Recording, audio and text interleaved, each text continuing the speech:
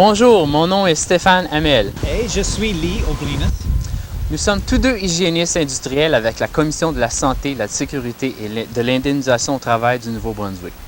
Nous sommes présentement à l'extérieur d'un atelier de soudure afin de vous parler des effets sur la santé des fumées de soudure ainsi que des méthodes pour contrôler votre exposition.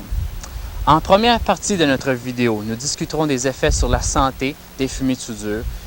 Malgré que ces effets soient très bien connus encore de nos jours, beaucoup de soudeurs en souffrent. En deuxième partie de notre vidéo, nous parlerons des systèmes de ventilation qui existent afin de contrôler les fumées de soudure à la source ou dans l'air en général dans l'atelier. Nous vous montrerons ce que quelques ateliers ont fait au Nouveau-Brunswick afin de contrôler les fumées de soudure. Vous verrez que les résultats en sont excellents. Maintenant, il n'est pas toujours possible de contrôler les fumées de soudure. C'est alors qu'une protection respiratoire devient absolument nécessaire. Porter un masque devient alors la seule solution pour vous protéger adéquatement. En dernière partie de notre vidéo, nous vous montrerons quelques masques respiratoires ainsi que la façon de bien les choisir. Donc, nous commencerons donc sans tarder.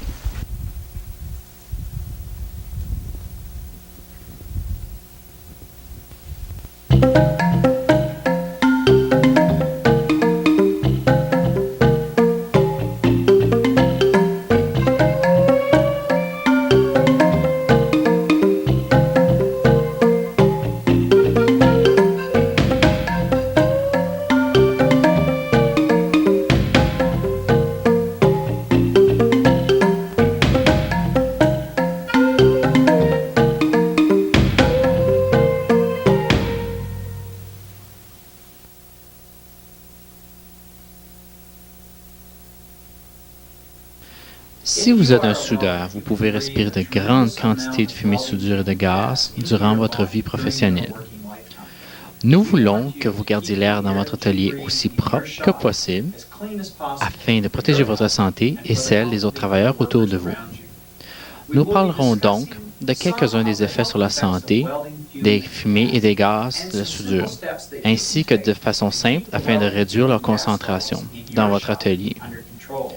Commençons donc par parler de quelques-uns des effets sur la santé si vous ne protégez pas de façon adéquate. Il y a deux types d'effets sur la santé dont nous voulons discuter, les effets aigus et les effets chroniques. Les effets aigus, généralement, apparaissent très rapidement après la première exposition. On parle de quelques secondes jusqu'à environ 24 heures. Vous avez probablement déjà eu un effet aigu que l'on dénomme la fièvre des soudeurs. Généralement, cette maladie est très commune. Elle commence quelques heures après la première exposition et peut durer environ 24 heures. Elle est causée par l'exposition aux fumées de métaux. Les métaux tels que le cuivre, le fer, le magnésium et le cadmium en sont grandement responsables. L'oxyde de zinc est aussi un grand responsable de cette maladie, surtout si vous soudez sur des métaux galvanisés. La maladie commence comme un mauvais goût dans la bouche, tel un goût de métal. Ensuite, des symptômes tels la toux, des douleurs musculaires, des frissons et des maux de tête apparaissent. Les nouveaux travailleurs sont surtout affectés par cette maladie. Malgré tout, les travailleurs qui ont plus d'expérience ou qui ont déjà été exposés peuvent aussi être affectés, surtout s'ils sont partis en une semaine ou deux en vacances et reviennent ensuite dans l'atelier et sont exposés encore aux mêmes métaux. L'apparition de la maladie peut être contrôlée en éliminant ou en réduisant les fumées de soudure dans l'atelier. Quelques-uns des gaz produits durant la soudure peuvent aussi avoir un effet sur votre santé. L'ozone, par exemple, est un irritant pulmonaire puissant. L'ozone est produit par les rayons ultraviolets qui viennent de l'arc de soudure. L'ozone causera un effet aigu que l'on appelle œdème pulmonaire. L'œdème pulmonaire veut dire une accumulation de liquide dans les poumons. Les symptômes qui sont ressentis sont généralement une compression au niveau de la poitrine ainsi qu'une difficulté à respirer. Ces effets seront ressentis généralement très rapidement après l'exposition, généralement dans quelques heures. Les oxydes d'azote sont aussi un autre type de gaz qui sont produits lors de la soudure. Ils sont aussi des irritants pulmonaires assez puissants. Tout comme l'ozone, ils sont formés par le rayon ultraviolet dans l'arc de soudure. Les oxydes d'azote, généralement, produisent un œdème pulmonaire à retardement. En d'autres mots, ça veut dire que vous êtes exposé au gaz durant votre travail Mais l'accumulation de liquide dans vos poumons ne se produit que plus tard en soirée, ou même lorsque vous êtes au lit. Pour les soudeurs qui respirent beaucoup de ces gaz, l'effet peut être assez sévère qu'une attention médicale sera nécessaire.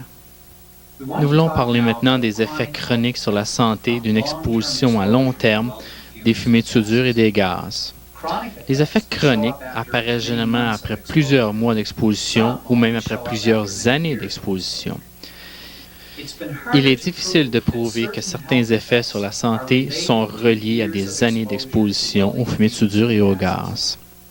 Mais quelques faits sont toutefois bien connus.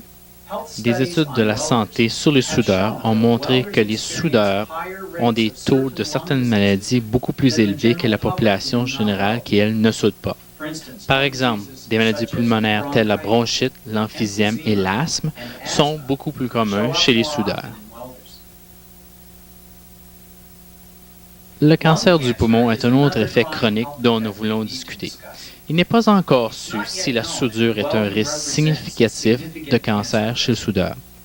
Mais nous savons que les soudeurs, généralement, ont un taux de cancer du poumon beaucoup plus élevé que la population générale qui, elle, ne soude pas. Ceci est un résultat de plusieurs études qui ont été faites au cours des années passées. Les chercheurs ont donné 3 suggestions pourquoi les soudeurs ont généralement un taux de cancer beaucoup plus élevé. Premièrement, c'est peut-être à cause du nombre de soudeurs qui fument. Je suis toujours surpris de voir la grande quantité de soudeurs qui fument dans l'atelier. Deuxièmement, il est possible que l'exposition à différents métaux ont différents risques de causer le cancer. Par exemple, nous savons que le chrome et le nickel causent le cancer. Par contre, la soudure sur l'acier doux est considérée comme étant un risque beaucoup plus bas de causer le cancer. Troisièmement, il est possible que plusieurs années d'exposition à n'importe quel type de fumée de soudure puissent augmenter les risques de cancer du poumon. Les effets d'une telle exposition peuvent prendre de 20 à 30 ans avant d'apparaître. Le point important à retenir ici est que les effets sur la santé, tant aigus que chroniques, n'apparaîtront pas si vous vous protégez adéquatement des fumées de soudure et des gaz dans votre atelier.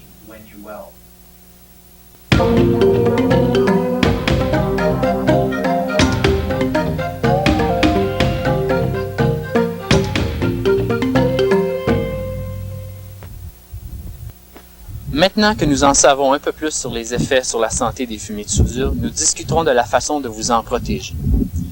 La ventilation à la source est la première ligne de défense et aussi la plus efficace. On parle ici de ventilation près de l'arc de soudure. Ce type de ventilation empêchera les fumées de soudure d'atteindre votre zone respiratoire. Malheureusement, elle n'est pas efficace à 100%. C'est à ce point qu'une ventilation générale dans l'atelier entre en jeu, devient importante. En d'autres mots, vous aurez besoin d'une ventilation à la source près de l'arc de soudure et d'une ventilation générale dans le reste de l'atelier.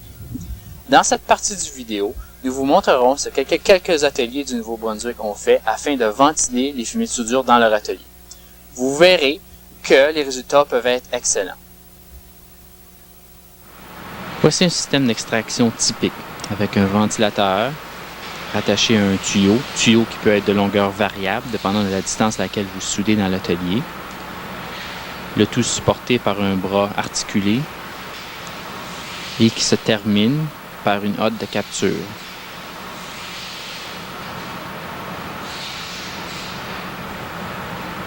Voici un système équivalent ou semblable, mais d'un manufacturier différent. Le système ainsi que les hottes de capture doivent être très bien faits et très bien designés, puisque la vitesse ou la vélocité de l'air à l'entrée de la hotte de capture est critique. Un bon design assure qu'une vélocité sera bonne et que la capture sera adéquate. Vous remarquerez que le bras de capture est généralement semi-rigide et articulé. Cette particularité permet au système d'être déplacé très proche du lieu de soudure ou du point de soudure afin de faire une capture maximale et efficace des fumées.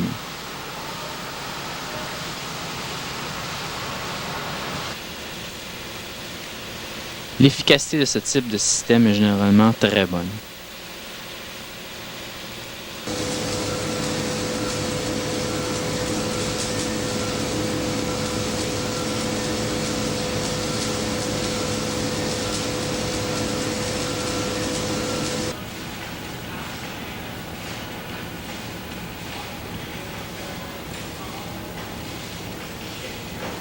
Il faut toutefois savoir qu'un tel type de système a des limites. Il faut apprendre à les reconnaître et à s'en servir du mieux qu'on peut. Par exemple, la distance entre le point de soudure et la hotte de capture est critique. Plus on s'éloigne de celle-ci, plus l'efficacité du système diminue rapidement. Un commentaire qui est entendu fréquemment est que ce type de système d'extraction de fumée à la soudure ne peut répondre aux demandes des entreprises qui travaillent sur de longues plateformes ou sur de longs bancs de travail. Cette compagnie travaille avec des plateformes qui ont plus de 60 pieds de long et ils ont réussi à fabriquer un système qui répond adéquatement à leurs besoins. L'entretien de ces systèmes est très important, mais est malheureusement très souvent oublié. Assurez-vous que votre système d'extraction de fumée à la source est entretenu de façon régulière. Cela vous assurera un rendement optimal du système. Les systèmes d'extraction portatifs des fumées de soudure sont aussi disponibles. Ils fonctionnent sur le même principe que les systèmes d'extraction avec des ventilateurs. Sauf que dans ce cas-ci, l'air est recyclé à l'intérieur de l'atelier en passant à travers un système de filtre dans l'appareil lui-même.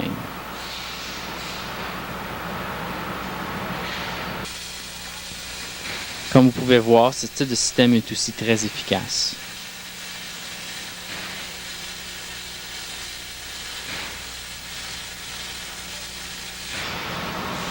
Voici un autre type de système d'extraction de fumée de soudure. Ce système d'extraction fonctionne sur le même principe que les systèmes vus précédemment. Sauf qu'au lieu d'avoir de gros tuyaux, ce système utilise de longs boyaux qui permettent d'atteindre des zones beaucoup plus éloignées. Les longs boyaux permettent d'atteindre des zones aussi éloignées qu'une boîte de camion et permettent également la soudure à l'intérieur d'un caisson de bateau. Les hottes suspendues sont aussi fréquemment rencontrées dans les ateliers de soudure. Elles empêcheront les fumées de se disperser à l'intérieur de l'atelier. Le principal désavantage est qu'elles n'empêcheront pas ces fumées de passer à travers votre zone respiratoire avant d'atteindre la hotte. Ce type d'installation n'offre pas le degré de protection que les systèmes précédents vous offrent.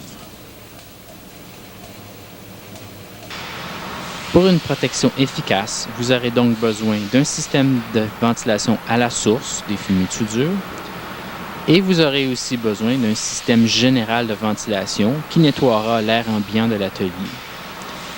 Ce type de système peut avoir différentes formes, soit un smoke hog qui filtrera l'air ou peut simplement prendre la forme de ventilateur placé dans un mur. Rappelez-vous que l'efficacité totale du système dans votre atelier dépendra du design du système ainsi que du temps que vous prendrez pour utiliser votre système de façon adéquate. Voici ce qu'un employé et un superviseur ont à dire du système de ventilation utilisé dans leur atelier. Bonjour, mon nom c'est Marcel Daigle, soudeur sur enseigne impériale, ça fait 12 ans que je suis soudeur. Puis depuis qu'ils nous ont implanté le système pour évacuer la boucane sur enseigne impériale, c'est de quoi qu'on apprécie bien. Parce qu'on s'en aperçoit le soir, quand tu te mouches, tu as moins de suie dans le nez, puis le matin, quand tu te réveilles, tu tousses moins, puis ça a fait une bonne différence. Fait que je recommanderais ce système-là à tous ceux qui peuvent l'avoir. Bonjour, mon nom est Paul Daigle. Je suis directeur d'expédition, coordonnateur du programme Gestion des risques et coprésident du comité Santé-Sécurité chez Enseigne Impériale. Durant les 13 années de service pour cette compagnie, j'ai travaillé pendant 2 années comme soudeur, alors je suis assez bien expérimenté pour vous parler du système de protection des voies respiratoires que nous avons et qui est un système d'aspiration d'air dont je ne peux que vanter les mérites. Ce système qui est très efficace chez nous pour évacuer les fumées à la source. Chez Enseigne Impériale, nous avons commencé avec un bras articulé dans un département et nous sommes rendus maintenant à 4 à différents postes de travail à la grandeur de l'atelier. Merci.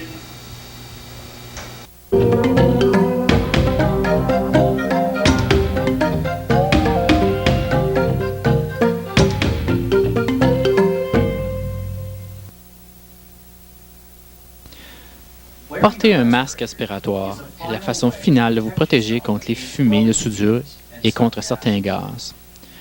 Quand je parle de masque respiratoire, je parle d'un masque qu'on porte sur le visage pour vous protéger contre les contaminants. Maintenant, je voudrais avertir, un masque ne doit pas remplacer une bonne ventilation dans votre atelier.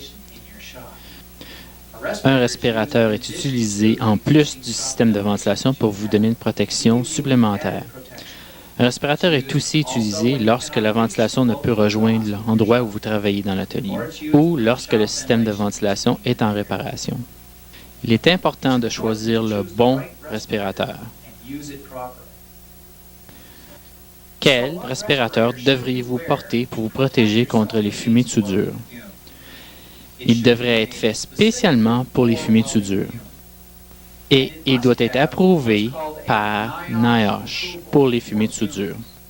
Maintenant, NIOSH est simplement une organisation qui teste et qui approuve les différents masques respiratoires. Certains masques sont réutilisables. D'autres sont jetables.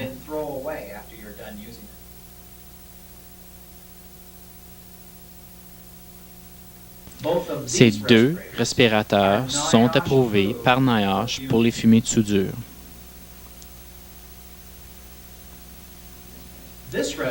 Ce respirateur, même s'il ressemble à un type qui est approuvé par NIOSH, n'est pas approuvé pour les fumées de soudure. Il est approuvé pour les poussières seulement. Il ne devrait donc pas être utilisé pour la soudure. Soyez prudent. Assurez-vous d'utiliser un masque respiratoire qui est approuvé par NIOSH.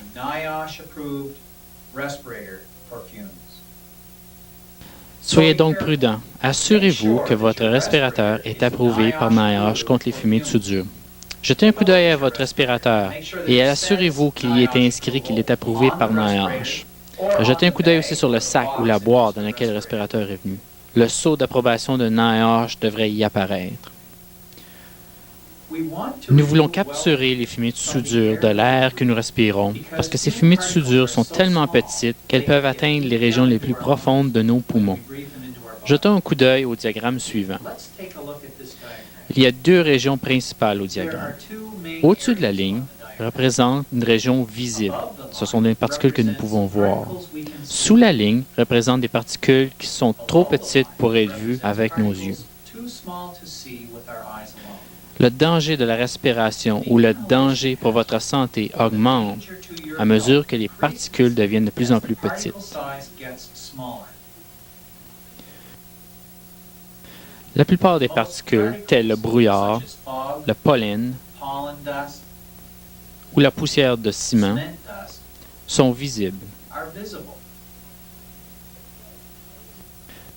Par contre, vous pouvez remarquer que les fumées de soudure ne sont pas visibles à l'œil nu et sont ainsi beaucoup plus dangereuses pour votre santé lorsque vous respirez ces poussières ou ces fumées. Qu'en est-il des gaz tels l'ozone ou l'oxyde d'azote qui sont produits pendant la soudure? Est-ce qu'un respirateur contre les fumées de soudure vous en protégera? La réponse est non. Il est toutefois possible de trouver pour les masques réutilisables des cartouches qui sont approuvées par NIOSH qui vous protégeront contre les gaz de soudure. Mais souvenez-vous, la meilleure protection reste la ventilation à la source et la ventilation dans votre atelier. Nous espérons que vous avez apprécié notre présentation et que l'information vous sera utile afin de protéger votre santé. Rappelez-vous, c'est votre santé qui est importante. Protégez-la maintenant. Prenez le temps d'utiliser adéquatement votre système de ventilation. S'il n'est pas possible d'utiliser un système de ventilation, alors assurez-vous de porter un respirateur approuvé.